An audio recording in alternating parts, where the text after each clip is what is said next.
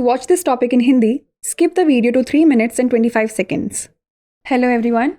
Welcome to another episode of Legal Update, a new initiative of Drishti Judiciary.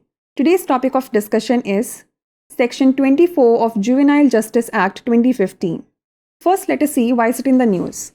The Rajasthan High Court recently ruled that the right to be forgotten regarding juvenile delinquency records is absolute if the juvenile has received benefits under Section 24 of the Juvenile Justice, Care and Protection of Children Act 2015.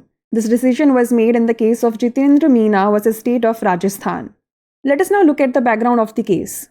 An advertisement for constable positions was issued on 4th December 2019 by the respondents under Rajasthan Police Subordinate Services Rules 1989. The petitioner applied, passed the exam, and was listed among successful candidates. A press note summoned candidates, including the petitioner, for document verification and medical tests. The petitioner's name appeared in the selection list issued by the respondents. Later, the petitioner was deemed ineligible for the position due to a criminal case against him. Dissatisfied, the petitioner filed a petition in the Rajasthan High Court, which ruled in favor of the petitioner, allowing the petition. The court's observation was as follows.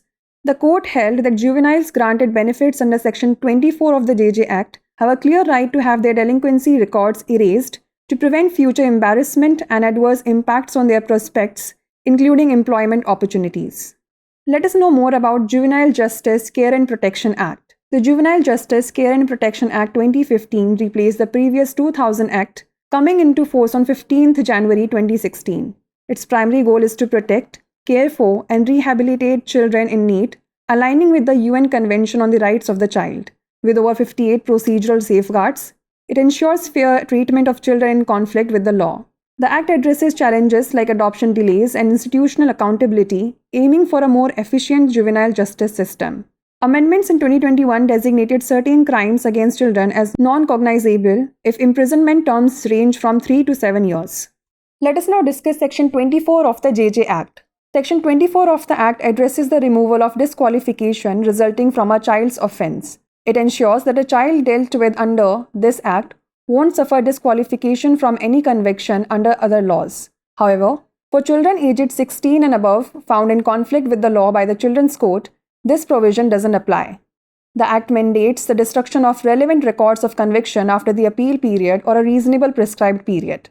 For heinous offences, the Children's Court retains records of conviction. The section aims to not only exclude or erase criminal antecedent records, but also ensure their destruction to prevent adverse impacts on the child's prospects. Before we wrap up, here's a question for you. According to the Juvenile Justice Care and Protection Amendment Act 2021, which crimes against children will be deemed non-cognizable? Crimes allowing imprisonment between 3 and 7 years, all crimes against children, only heinous crimes, or crimes allowing imprisonment for less than 3 years? Send the answer to this question in the comment section. Like, share and subscribe for more such content. नमस्कार, दृष्टि judiciary की नई पहल legal update programme में आपका स्वागत है। आज हमारी चर्चा का विषय है किशोर न्याय अधिनियम 2015 की धारा 24। सबसे पहले जान लेते हैं यह चर्चा में क्यों है। राजस्थान उच्च न्यायालय ने हाल ही में जितेंद्र मीना बनाम राजस्थान राज्यवाद में फैसला सुनाया कि यदि किशोर को किशोर न्याय, बच्चों की देखभाल और संरक्षण अधिनियम 2015 की धारा 24 के तहत लाभ प्राप्त हुआ है, तो किशोर अपराध रिकॉर्ड के संबंध में भूल जाने का अधिकार पूर्ण है।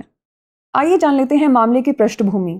उत्तरदाताओं द्वारा राजस्थान पुलिस अधीनस्थ सेवा नियम 1989 के तहत कांस्टेबल पदों के लिए एक विज्ञापन 4 दिसंबर 2019 को जारी किया गया था।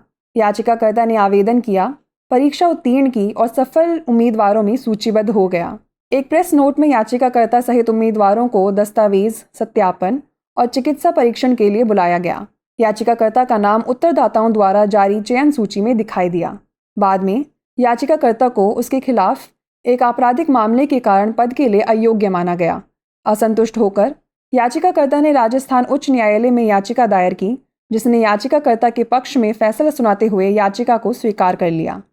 न्यायालय के अवलोकन की बात करें तो अदालत ने माना कि किशोर न्याय अधिनियम की धारा 24 के तहत लाभ प्राप्त करने वाले किशोरों को भविष्य में शर्मिंदगी और रोजगार के अवसरों सहित उनकी संभावनाओं पर प्रतिकूल प्रभाव को रोकने के लिए अपने अपराध के रिकॉर्ड को मिटाने का स्पष्ट अधिकार है। चलिए जान लेते हैं किशोर न्याय, देखभाल और संरक्षण अधिनियम के बारे में। किशोर न्याय देखभाल और संरक्षण अधिनियम 2015 ने पिछले 2000 अधिनियम का स्थान ले लिया, जो 15 जनवरी 2016 को लागू हुआ। इसका प्राथमिक लक्ष्य बाल अधिकारों पर संयुक्त राष्ट्र कन्वेंशन के अनुरूप जरूरतमंद बच्चों की सुरक्षा, देखभाल और पुनर्वास करना है।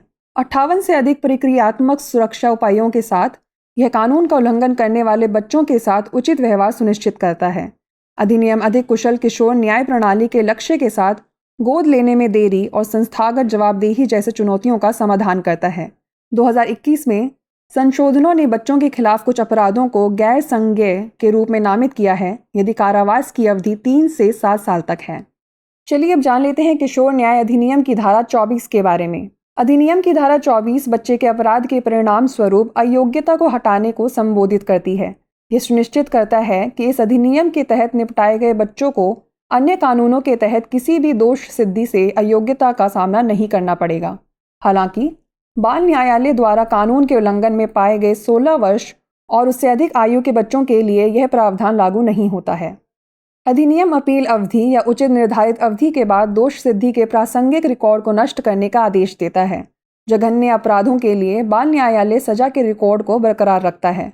इस अनुभाग का उद्देश्य न केवल आपराधिक पृष्ठभूमि के रिकॉर्ड को बाहर करना या मिटाना है, बल्कि बच्चे के भविष्य की संभावनाओं पर प्रतिकूल प्रभाव को रोकने के लिए उनके विनाश को भी सुनिश्चित करना है। आइए नोट कर लेते हैं अभ्यास प्रश्न। किशोर न्याय देखभाल और संरक्षण संशोधन अधिनियम 2021 के अनुसार बच्चों के खिलाफ कौन से अपराध गैर संज्ञेय माने जाएंगे?